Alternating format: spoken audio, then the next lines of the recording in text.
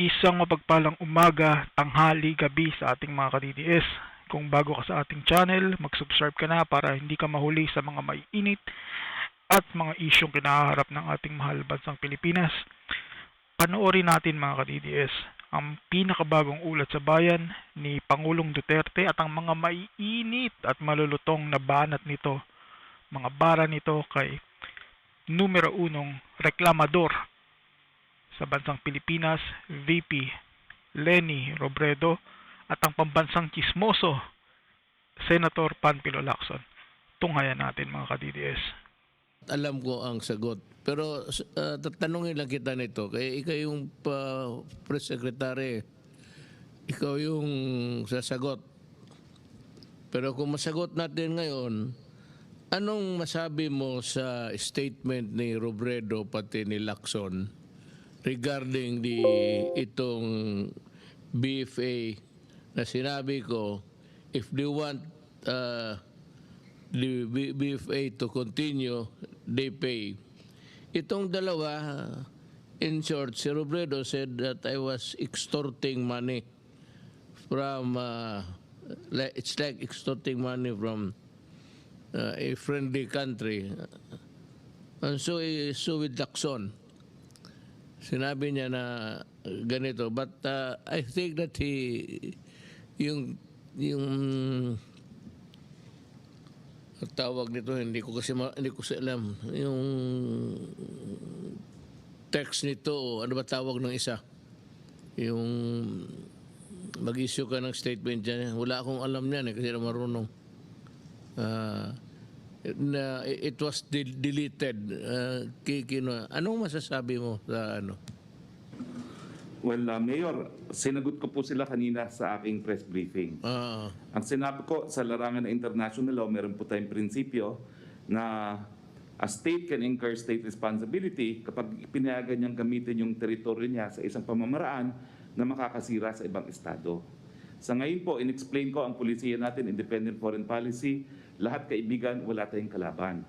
Pero dahil sa presensya po ng mga tropang Amerikano sa Pilipinas at nagkaroon ng hidwaan sa panig ng China at ng Pilipinas, sigurado po tatargetin natin ng Amerika ang teritoryo natin, ng China ang teritoryo natin dahil pinayagan natin ang presensya ng mga Amerikano at kanilang sandata dito sa Pilipinas. At dahil nga po sa danyos na po pwede nating pagbayaran sa presensya ng mga Amerikano sa ating Pilipinas, dapat lamang na mayroon pong kabayaran ang mga Amerikano para manatili dito sila sa Pilipinas. At pinakita ko po, meron pong isang pag-aaral na pinakita at ang conclusion, napakaliit po talaga ng nakukuha ng Pilipinas historically, bagamat tayo po talaga ang kanilang unsinkable warship sa Asia. At ang comparison po ay between the Philippines and Pakistan. Ang Pilipinas, panahon pa po ng Death March, kaalyado na tayo ng mga Amerikano. And yet, dun po sa datos na pinakita ko kanina, $3 billion lang po ang nakukuha natin in terms of counterterrorism support from the United States. Ikukumpara po natin to sa bansa na gaya ng Pakistan. Ang Pakistan po, $13.6 billion ang naibigay ng mga Amerikano. Ikumpara po natin sa Turkey, ganun din po, halos 5 beses ang binibigay nila para manatili yung kanilang mga sundalo at ang mga militar sa kanilang bansa. Doon po sa issue na extortion, ang sabi ko, hindi po masama na dahil marami po tayong mga pangangailangan sa COVID para mabigyan ng implementasyon ng universal healthcare, ang libreng patubig, ang libreng tuition, hindi po masama na humanap tayo ng alternatibong mga pagkakukulunan ng pondo para po gastusin sa pangangailangan ng ating mga kababayan at hindi po yan extortion that is advancing the national interest.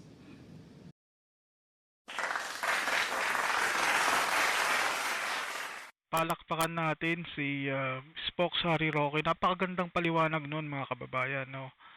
Na yung pondo na malilikom natin sa pagpapahiram ng ating teritoryo dito sa mga Amerikano ay gagamitin para sa social services.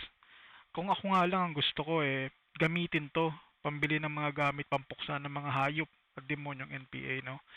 Ito yung lohika na hindi maintindihan o hindi alam ni Senator Panfilo Lacson at saka nito ni VP Robredo. Puro ingay kasi ang ginagawa ng mga hayop na to eh. Attorney Gadon, pasok nga. Mga putang ina nyo! Mga bobo kayo, mga tang-inang hindot kayo, mga putang ina nyo! Yan ang bagay sa inyo. Yan kayo. Panggulo sa Pilipinas.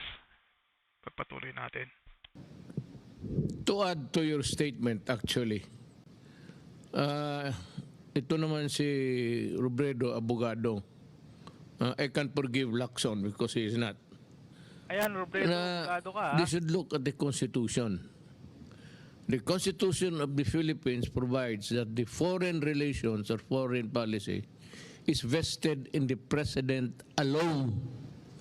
Siya yung kaisa-isang, well, I happen to be there, kaisa-isang ano ang policy gusto niyang ipalabas for the Philippines is vested in the President and not with the senators or the Vice President.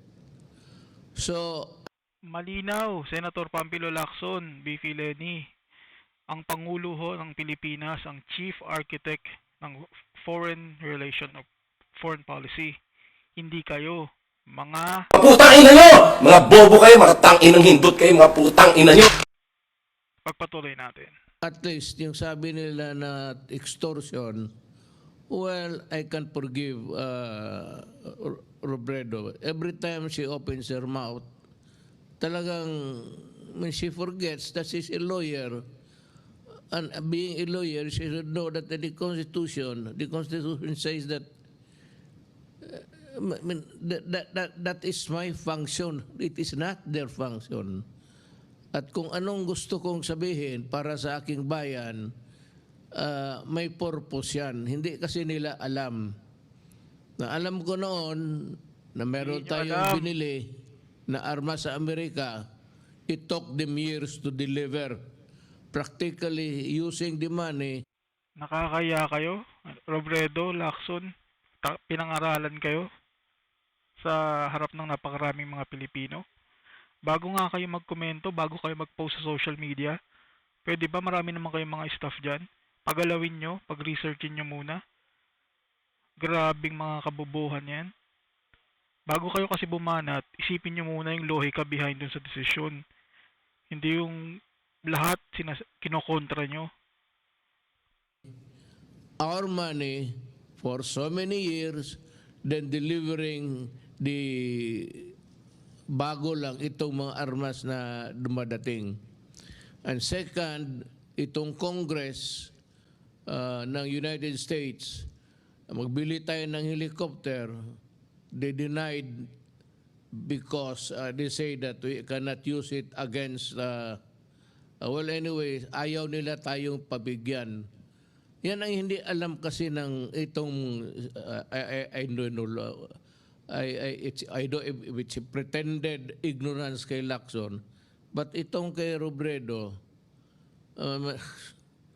sabi ko nga, ma'am, kung ikaw ang presidente, hindi mo alam ang trabaho mo, huwag ka na lang dapat alam mo yan, abogado ka, that you should not be opening your mouth while we are negotiating. Because maraming kasalanan ang Amerika sa atin. Ang pagkaalam mo lang kasi, napunta ka ng Amerika, nagsalita ka doon, you were treated with almost as a royalty. Tapos ito ang nangyari ngayon, kakampi ka na walang rason. Wala hong... Grabe yung statement ni Pangulong Duterte doon, ano? Unang-una, hindi daw alam ni Robredo ang pinagsasabi niya. Totoo naman eh. Mga kababayan, ito si Robredo. Ito ang mukha ng oposisyon pero ginawa niyang literal na oposisyon talaga. Wala ng polisiya o desisyon ng gobyerno. Parang hindi siya parte ng gobyerno sa totoo lang, ano? Puro puna. Wala namang yung mga binibigay naman niyang suwesyon na ginagawa na ng administrasyon ng gobyerno. Napaka ibang klase talaga to. Wala akong maisip na magandang words para sa kanya. Pagpatuloy natin. Lahat dito sa babundong ito may Hindi pera ang gusto kong hingiin sa kanila. Ganito yan eh, ma'am, pati Senator Lacson. Senator Lacson, Robredo, makinig kayo ah. Makinig kayo maigi. Tayo malapit sa China. The theater of war, kung mag-umpisa man, is dito sa China Sea. Ngayon, gusto nga natin, pinipilit natin na Amerikano tayo, we should be provided with the arms and armaments that's capable of at least that would place us on equal footing with the other countries at war with us. Kasi titirahin talaga tayo ng China. Ngayon, wala namang Amerikano, wala binibigay. You know, I have talked to so many military guys. Sabi nila, yung war games, it's coming, I think, on May. Ang Amerikano, magdala dito ng mga armas, mag-display sila ng mga equipments and everything. Tapos, ng war games, dinadala nila doon sa, tinuturuan nila ang Pilipino paano gumamit during the war games, and then after that, they go home and bring back their equipment. So, nandyan alam ni General Lorenzana yan. Yan ang lamentations ng Pilipino. Yan ang hindi alam ni Robredo. Ang pagkaalam kasi ni Robredo, parang we are nothing wrong with America and the Philippines. Hindi niya alam na ano Ayan, Robredo, pinaliwanag na sa'yo ni Pangulong Duterte. Baka naman gusto mo lahat na lang ng polisiya, lahat na lang ng mga bagay na ginagawa ng gobyerno, dadaan pa sa'yo, ipapaliwanag pa sa'yo. Diba? Gamitin mo yung kukote mo. May utak ka naman, abogado ka. Diba? Ayan, sinabi na sa'yo kung ba't nanghihingi o gusto ng Pangulo na magbayad ang Amerikano. Unang-una, pinapagamit sa atin yung mga magagandang at high-tech na teknolohiya sa mga militar natin, tapos aalis din yung mga Amerikano. Para naman tayong ginawang tanga nun, di ba? Pinagamit lang sa'yo, hindi naman binigay. Afford ba nating bilhin yan? Sige nga, mag-isip-isip ka nga. Robredo, Lacson. Putang ina nyo! Mga bobo kayo, mga tang-inang hindot kayo, mga putang ina nyo! Kaya ikaw, ma'am, I'm sorry to say, you are not really qualified to run for president. You do not know your role in this government. Yung foreign relations with other countries is vested on the president alone.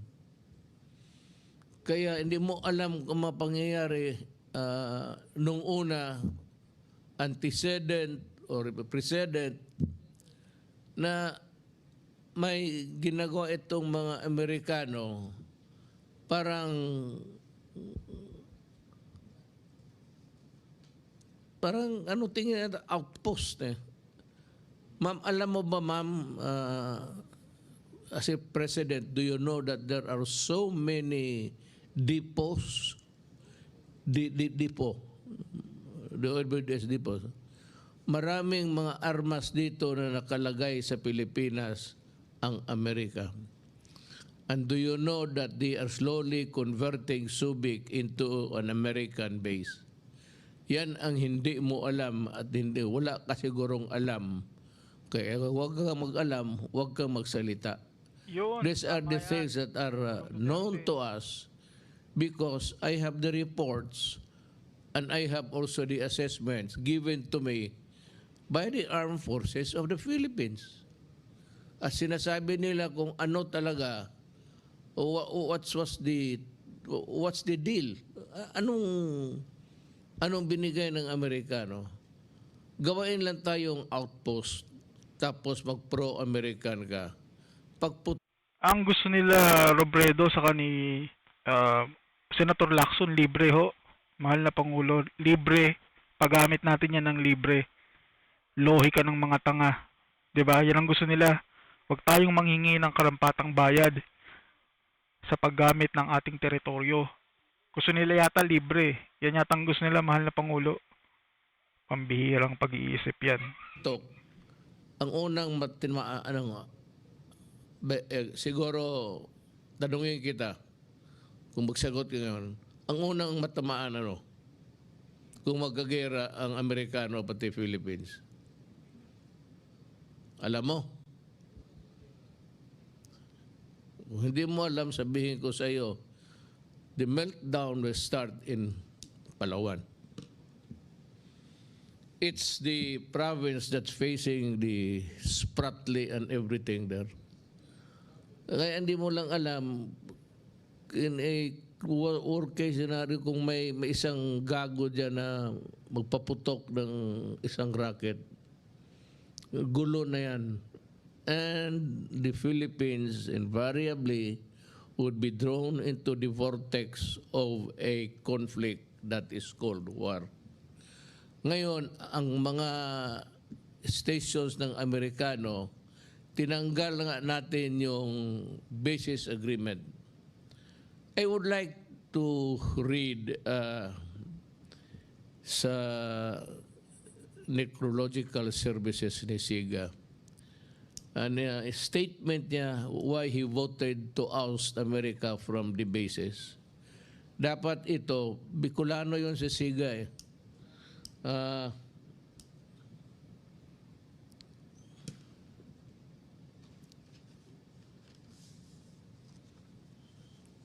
I would address this to the Vice President. Excerpt from the speech of the late Senator Vic Ziga during the Senate voting on the U.S. Bases Treaty on September 16, 1991. He said, and I quote, "I refuse to ride on the crest of a fleeting popularity. I refuse to be deceived by fancy rhetoric and cheap propaganda. I refuse to sacrifice our national interest in exchange for a bundle of vague promises. Rather, Mr. President, I choose to continue to work for what I believe is right and just for our country. I therefore submit my action to the lasting judgment of history with my conscience and firm conviction as my cause. I vote to the non-concurrence and no, a conscientious no to the treaty." Taga Bicol yun, ma'am, at baka may, it says or wala kang alam, sabihin mo lang na extortion. How can you say extortion na karaming utang ng Amerika? Wala kang alam. Yan, Lacson, wala kang alam. Hayop ka. Epal ka. Lalo ka na, Robredo. Amerikano sa atin, hindi pa tayo nabayaran, tapos sabihin mo extortion. May kinakabahan ako if by chance mapresidente ka. Medyo ako, basta pagka retired na ako dyan, kung mapresidente ka. I said, if by unfortunate chance you become the president, please study more.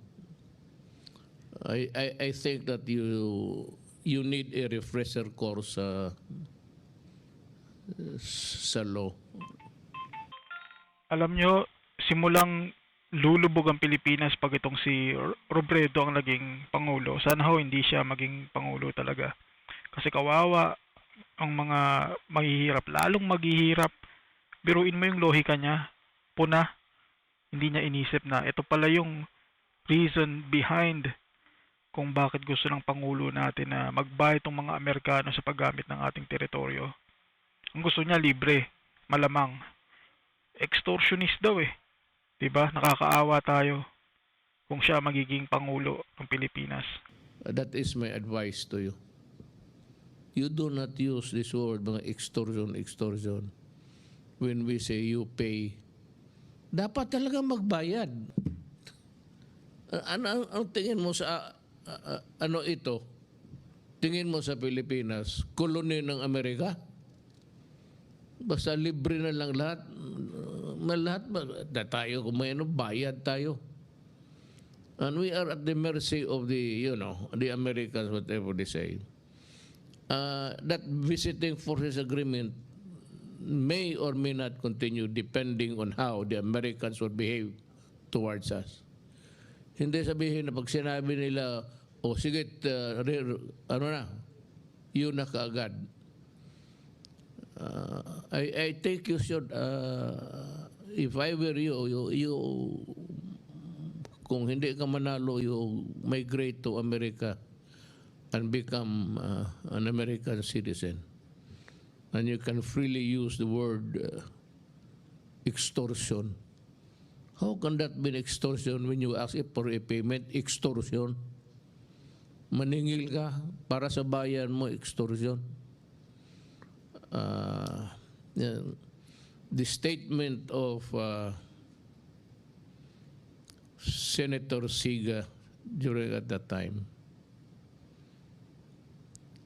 ito maganda ito, I therefore submit my action to the lasting judgment of history with my conscience and firm conviction as my cause. I vote yes to the non-concurrence and no, a consensus no to the treaty. May isa tayong who was a great senator sa Bicol. Mabutit na lang. Ewan ko. Pero yun na lang po. Salamat sa iyo. Ito naman kay Lacson. Nag-ano siya, anong tawag dito? Twitter. Hindi ka magamit ang aking ngayon Nokia pa rin eh. Twitter. May sinabi rin siya na parang ganito rin, in the same fashion, in the same ni Robredo. Kaya lang dinilit niya, tinanggal. Probably he realized that the senators have no function at all in the matter of agreements. Dito sa it's vested with the president and it does not need any concurrence from Congress. So the power to abrogate the visiting forces agreement nandito sa akin. I don't know. Kasi kung magkagera tapos mag-nuclear war, tapos nandito yung armas, nandito dyan sa Subic yung mga barko ng Amerikano, what do you think will happen to Bicol? It's too far away, but it will also melt just like what would happen to the rest of the Philippines. It will reduce us into a barren land where you cannot plant anything except wait to die. The way to die, rather. Alam na, siguro si Lacson na alam niya na tinanggal niya. Pero ito sabihin ko kay Ping, you have been a very cunning and sa mga statement mo. Yung pa-slide mo sa mga sabihin ko sa iyo, and so many other things in the past where you were wrong, bihin ko sa iyo na you have nothing to do with this. I may accept your comments, but please use it in a way, total hindi naman ito use your use a language that will promote your person, your human being. Hindi yung basta-basta ka na lang mag-post-post dyan tapos without really finding out whether you are a part of it or not. Telling you, you are not.